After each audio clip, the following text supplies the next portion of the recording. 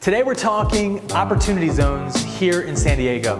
Now, the Opportunity Zones program was created by the Tax Cuts and Jobs Act in 2017, and these areas were selected by our state, by our governor.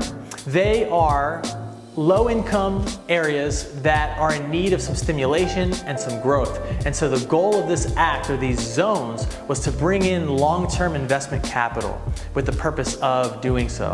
So some of these areas include, but not limited to, Logan Heights, Sherman Heights, Grant Hill, Golden Hill, North Park, South Park, City Heights, Chula Vista, National City, and a few others as well, most of them in the downtown and metro areas. And so there's three main benefits of an opportunity zone, and to take advantage of these, you need to partake in what's called a Qualified Opportunity Zone Fund. Now, the first one is going to be deferral of capital gains. And what's great about this is it doesn't necessarily have to be like kind. So if you've experienced capital gains on an investment in another area outside of real estate, like stocks, bonds, REITs, you can transfer them into real estate. That's a huge perk. The second is going to be a tax reduction. So if you've held on to a property in this time frame of 5 or 7 years, you'll see a slight reduction on your capital gains, but really the main benefit is the third one, and that's a total 100% exclusion of a capital gains tax if this property has stayed intact with 10 years or longer. Okay, so I'll give you an example. On a $500,000 home, let's say you purchased, it was in need of some work. Most homes in these qualified opportunity zones will, and that's kind of the point. You want to do some type of value add to maximize your investment. That's typically what San Diego is all about, value adds and appreciation.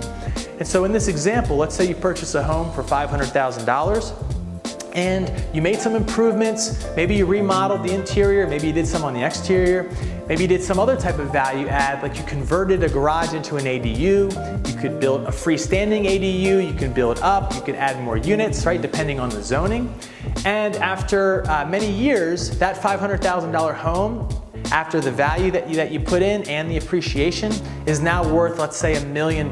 So that's a $500,000 difference. Well, typically, if you've owned the home for longer than a year, you'd have to pay a long-term capital gains tax on that $500,000, and it's 20%.